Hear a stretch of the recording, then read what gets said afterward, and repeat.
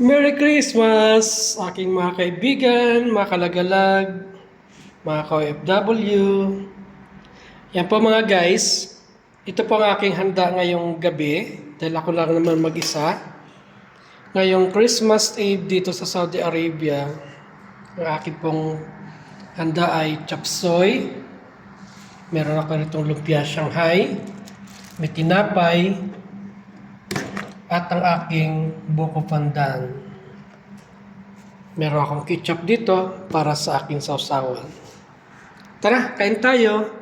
And Merry Christmas, aking mga kaibigan. God bless po sa inyong lahat, sa ating lahat. Yan, malapit na naman ang Christmas. Nagsosolo. Yan mga guys, may lulutuin akong buko pandan flavor na gulaman. Ito yung handa ko sa Christmas Eve.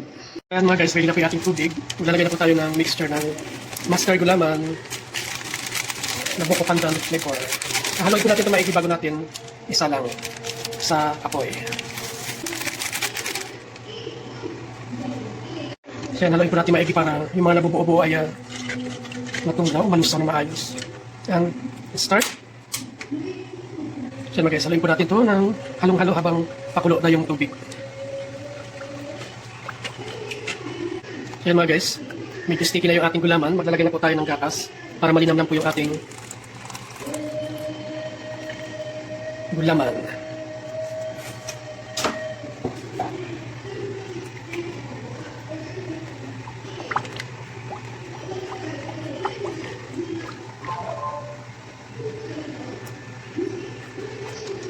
So ayan mga guys, luto na po yung ating gulaman.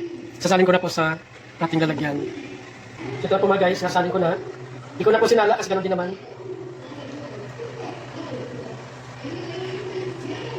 Yan na po yung ating gulaman. Palalamigin ko lang po mga guys.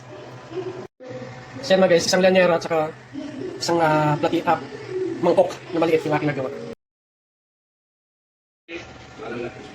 So ito na guys, ang part 2 ng ating paghahanda sa ating masarap na dessert.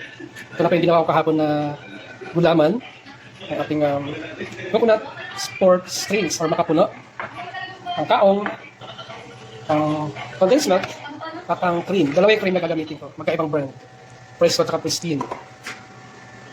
So mga guys, slice na po natin yung ating gulaman. So mga guys, nilagay na po natin yung ating cream at ang condensed milk. Pinag-sama ko na po. Yan naman po yung ating kaong. Makapuno.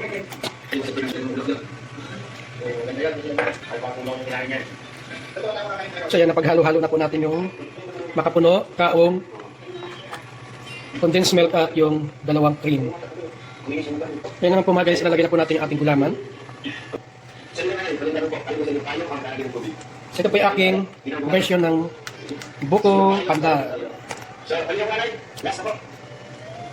So yan po mga kaibigan, ang yummy buko pandan. Akala po natin mga guys para mailagay sa refrigerator. So yan, palalamigin po natin siya para ready na siya bukas. Para mga guys, gawa tayo ng lumpia Shanghai. Ito yung ating mga sangkap. Yan. Meron tayo dito ng white pepper powder at black pepper powder. At ating pang-timpla ay ginis sa mix. Tara, samahan niyo kung maganda. So yan mga guys, ready na po yung ating mga sangkap. Na-chop ko na. Yung bell pepper, garlic, onion, and carrots. Yung itlog na lang yung kulang. So yan mga guys, nahalo na rin po yung itlog. Haluin na po natin. So yan mga guys, nahalo ko na po maigi. At ready na po itong ating lumpia Shanghai para mix para bukas. Hello mga guys! Merry Christmas! It's December 24, 2024. Ako yung magbabalot ng lumpia Shanghai. Ito yung aking ginawa kahapon na mixture. So yun mga guys, let's start balot-balot na. Para may luto na ang ating lumpia Shanghai. Ito mahirap kapag nagsasolo. Ang gagawin lumpia ay inat lang para sa isang kain.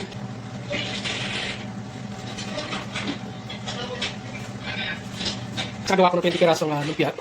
So guys, simulan na po natin magluto ng ating lumpia Shanghai.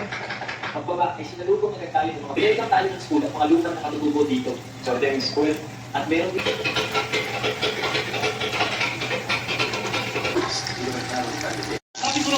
Then guys, dyan na po. Luto na po lahat yung ating lumpia Shanghai. Hindi mapigilan ni nanay. Merry Christmas mga guys! Dito ako sa aming kusina, kami naghahanda ng aking pang medianoche ngayong Christmas Eve dito sa Saudi Arabia. Luluto ako ng chop suey. Yan, medyo na parami ang gulay. Dahil kompleto halos yung sangkap. Cabbage lang po yung wala. At manok lang ang aking sangkap. Tara, samahan niyo magluto. Let's start cooking na, guys.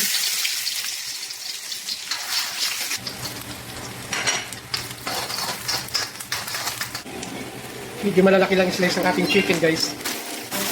It's a little bit black pepper powder.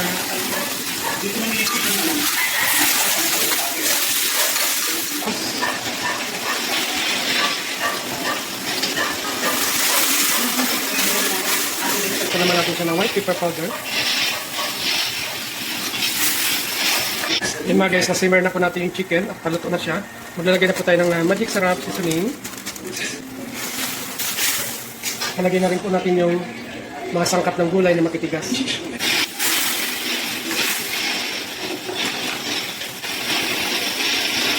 Ang mushroom at ang young corn. Nalagay ko na rin po yung carrots at yung short green beans.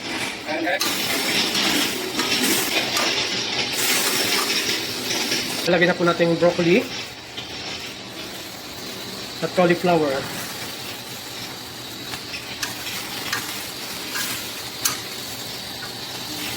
Tatakpan po muna natin saglit mga guys para maluto yung matitigas na gulay. So guys, dahil paluto na lahat ng ating gulay, nalagay na po ako ng oyster sauce. Ilalagay ko na rin po yung ating natitirang gulay.